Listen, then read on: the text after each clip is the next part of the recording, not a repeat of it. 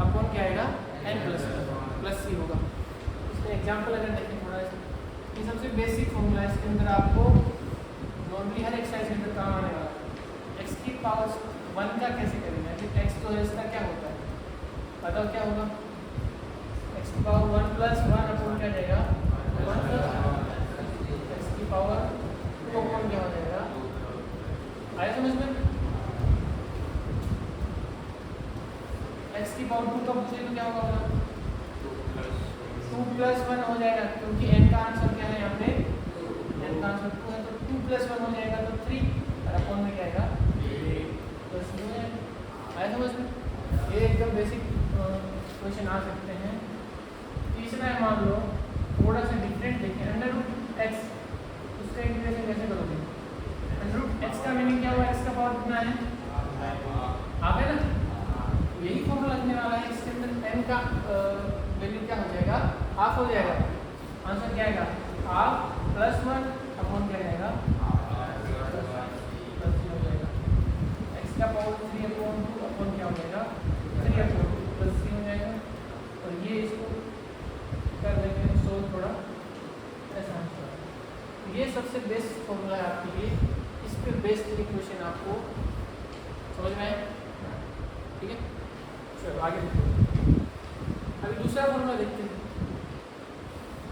दूसरा फॉर्मूला जो है ट्रिग्नोमेट्री वाले सारे ट्रिग्नोमेट्री फॉर्मूले, ठीक है।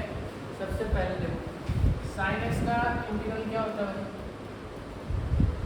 क्या होता है माइनस का क्या होता है प्लस का आएगा। तीसरा है कोस एक्स का क्या होता है साइन एक्स प्लस सी, याद है क्या आपको, नहीं याद है थोड़े आपको याद करने पड़ेंगे वरना एक्सरसाइज में प्रॉब्लम होगा, ठीक है। फॉर्मूले के बिना नहीं होगा। इसके बाद में tan x का नहीं है, sec स्क्वायर करेंगे। sec स्क्वायर x का इंटीग्रेशन क्या होता है tan x प्लस c होता है क्या, sec x और tan x का इंटीग्रेशन क्या होता है, क्या होता है sec x। ऐसा ही फॉर्मूला है कोसेक स्क्वायर एक्स का क्या होता है इंटीग्रल क्या होता है माइनस का क्या होता है कोट एक्स होता है। एक और बच के कौन सा बचा है cosec x into cot x, cosec x into cot x, इसका जो इंटीग्रेशन होता है वो क्या होता है माइनस का क्या जाता है कोसेक एक्स प्लस क्या हो जाएगा सी। आया समझ में इतना, ये सबसे बेसिक फॉर्मूले आपको याद रखने चाहिए।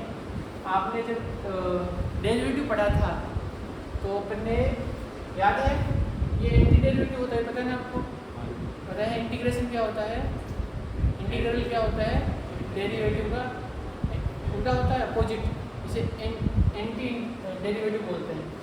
इस कोस एक्स का क्या था याद है ना, माइनस का साइन एक्स था, साइन एक्स का कोस एक्स, ऐसे tan एक्स का क्या था सेक स्क्वायर और सेक एक्स का क्या था sec x into tan x और कोट एक्स का क्या था माइनस का कोसेक स्क्वायर एक्स। ये आपने डेरिवेटिव पढ़ा है ना, डेरिवेटिव का अपोजिट एंटी डेरिवेटिव क्या होता है इंटीग्रल होता है, समझ में आया अभी।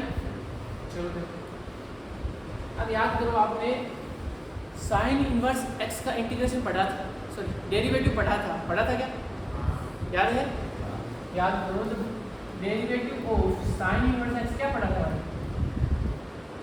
याद है क्या, किसी को याद है 1/1 माइनस क्या था, इसका इंटीग्रल क्या हो जाएगा साइन इनवर्स एक्स। कितना नंबर फॉर्मूला है 9 number formula, integral of 1/1 minus का एक्स स्क्वायर इक्वल टू क्या था, समझ में आ रहा है अभी। ये सबसे बेसिक फॉर्मूले हैं भाई, ठीक है, जो कहाँ से आए हैं डेरिवेटिव से आए हैं। डेरिवेटिव का अपोजिट जब कर देंगे तो इंटीग्रल मिल जाएगा, आ रहा समझ में। अगर डेरिवेटिव का फॉर्मूला याद है इंटीग्रेशन का फॉर्मूला अपने आप याद हो जाएगा।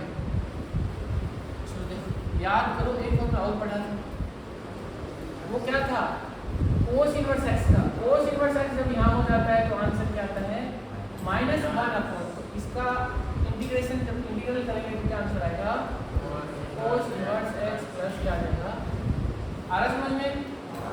एक बताओ, आपने पढ़ा था tan इनवर्स x का डेरिवेटिव पढ़ा था भाई। Derivative of tan inverse x क्या था?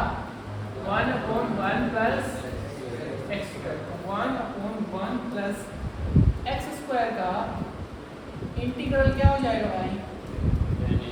tan inverse x plus. आ रहा समझ में? ये आपके लिए इनवर्स ट्रिग्नोमेट्री वाले क्या हो जाएंगे? फॉर्मूले हो जाएंगे। इसके बाद में कितना था? 9 + 11 12 नंबर फॉर्मूला।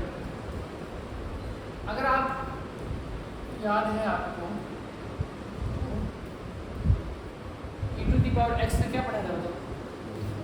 e⁻x का डेरिवेटिव क्या था? इसका इंटीग्रल क्या हो जाएगा भाई? यही हो जाएगा क्या? e⁻x हो जाएगा, ठीक है। उसके बाद में एक फॉर्मूला और आता है, चलो आपने डेरिवेटिव पढ़ा होगा log x का। log x का डेरिवेटिव पढ़ा है, क्या होता था? 1/x का इंटीग्रल क्या हो जाएगा? ये आपके सारे बेसिक है समझ में? ये सबसे सिंपल फॉर्मूला आपके लिखना है, ठीक है? आया समझ में?